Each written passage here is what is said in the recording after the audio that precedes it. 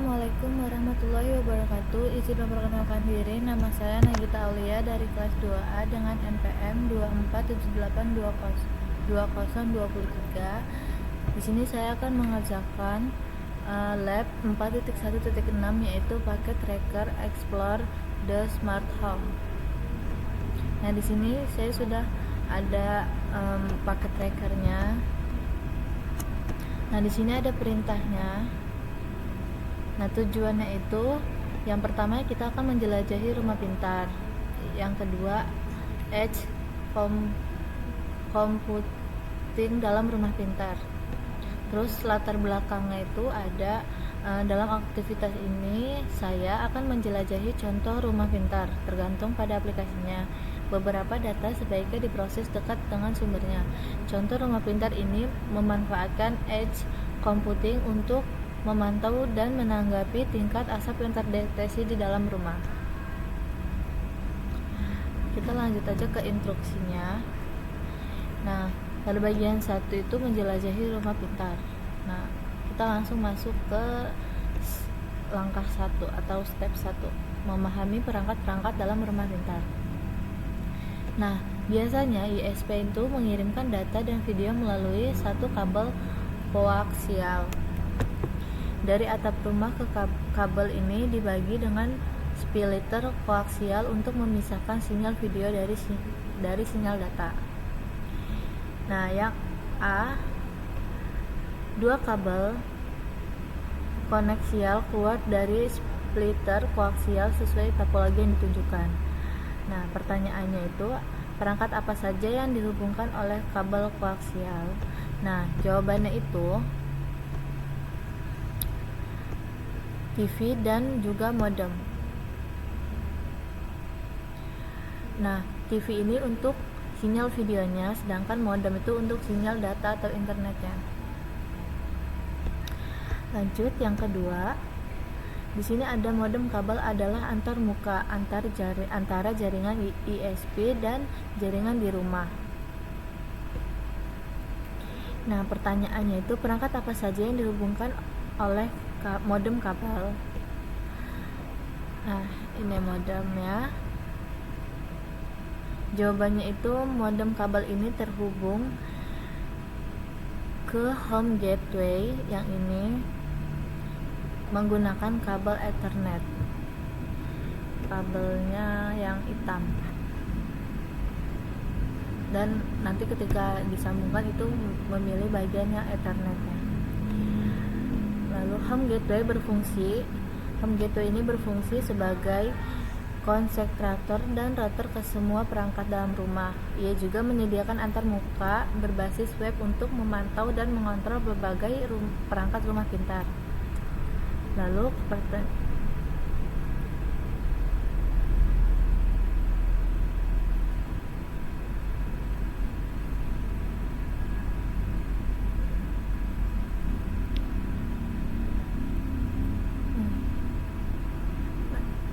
di sini ada pertanyaan. Ini nggak ada. Oh ya, perangkat rumah yang terhubung ke home gateway ini tuh ada tablet, smartphone, ini tablet, smartphone, terus smart door, terus smart window ini, lalu ada smart fan, kipas angin ini, lalu ada smart coffee ini, lalu ada smoke detector ini, lalu ada garage door dan juga classic car. Lalu kita lanjut ke yang step 2. Di sini ada perintahnya, klik tablet. Lalu kita buka desktop, kita buka IoT monitor.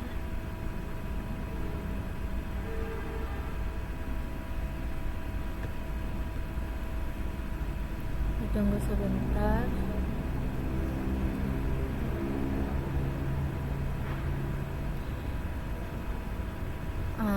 IP-nya sudah sesuai, lalu kita login.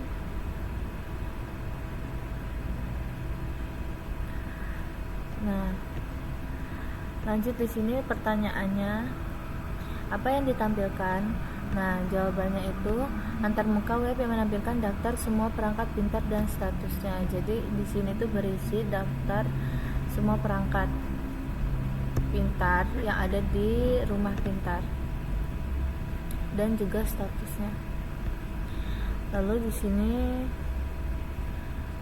pintu pintar ini. Nah, saat ini dia terkunci.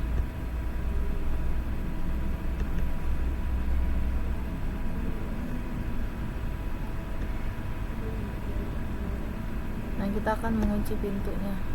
Nah, dia otomatis merah ini, yaitu jadi dia udah kekunci. Nah, pertanyaannya, apakah pintu terkunci? Bagaimana Anda tahu?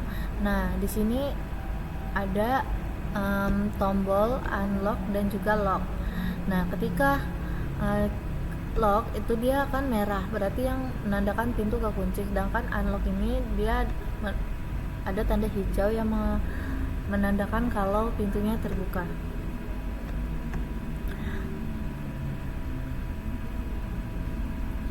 Lalu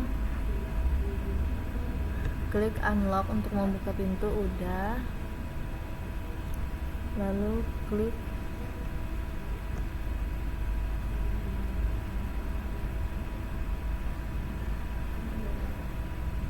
smoke detector.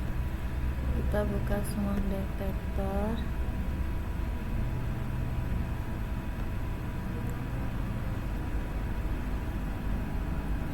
Nah, di sini ada pertanyaan, berapa pembacaan tingkat asap yang ditampilkan?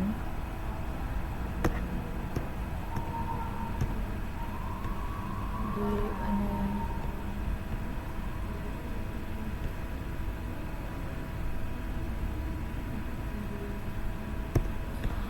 Nah, di sini jawabannya itu nilai awal biasanya rendah, sekitar 0,5 sampai 1 ppm. Lalu kita lanjut ke pertanyaan berikutnya. Apakah detektor asap bisa dikendalikan? Jawabannya itu tidak, karena detektor hanya memberikan data dan tidak dapat dikontrol.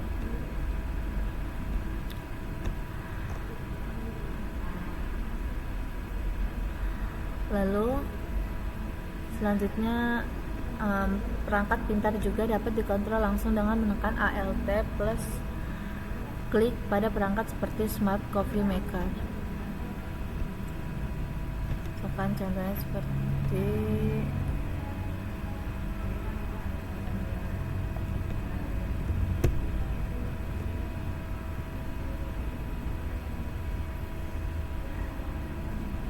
ini.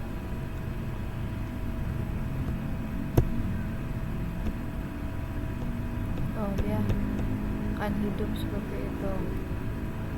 Lalu kita lanjut ke bagian 2, Edge Computing dalam rumah pintar.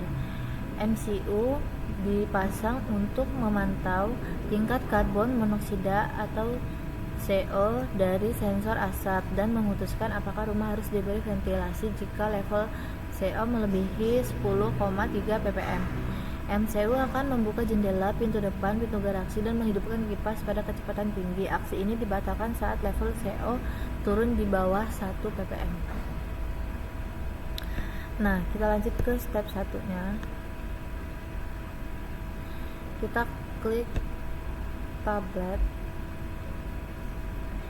lalu buka desktop, kita buka, lalu buka web, mana web browser.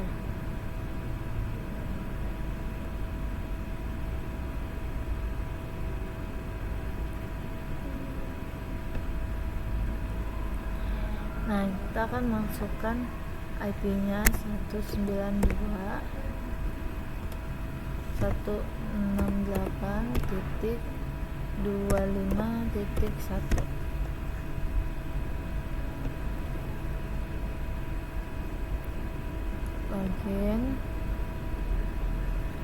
Login itu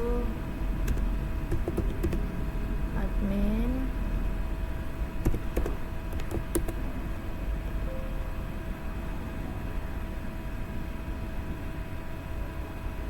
kok nggak bisa ya.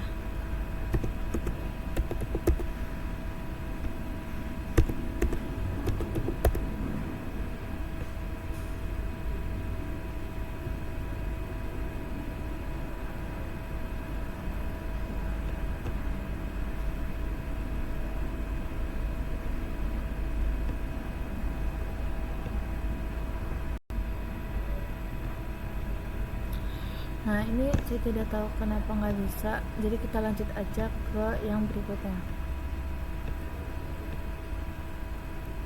Kita nyalakan mesin mobil dengan Alt plus klik mobil ya. Nah dia akan nyala seperti ini. Lalu di sini ada pertanyaan, apa yang terjadi pada udara di dalam rumah saat mobil dinyalakan? Ini kan asapnya masuk ke dalam rumah ya.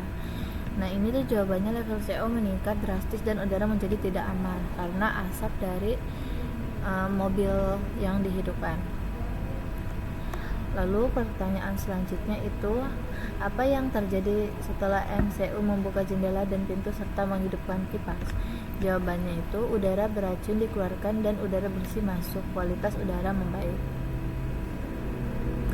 Pertanyaan berikutnya juga, apakah MCU menutup kembali pintu dan jendela serta mematikan kipas? Ya, setelah level CO turun di bawah 1 ppm.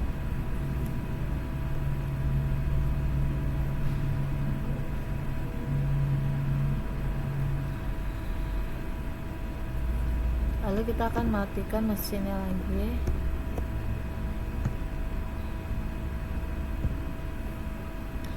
Lalu ada pertanyaan lagi,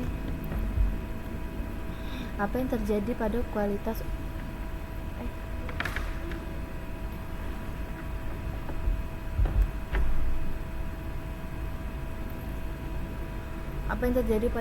udara setelah mesin dimatikan? Jawabannya itu, kualitas udara membaik karena tidak ada lagi sumber CO. Jadi di asapnya tidak ada lagi yang masuk ke dalam rumah, makanya kualitas udara menjadi lebih baik. Pertanyaan yang terakhir itu, apa yang terjadi pada pintu, jendela, dan kipas? Nah jawabannya itu semua ditutup dan kipas dimatikan oleh MCU. Jadi ketika mesin mobil dimatikan, otomatis pintu rumahnya tertutup dan juga kipasnya dimatikan oleh MCU. Sekian dari saya, terima kasih. Wassalamualaikum warahmatullahi wabarakatuh.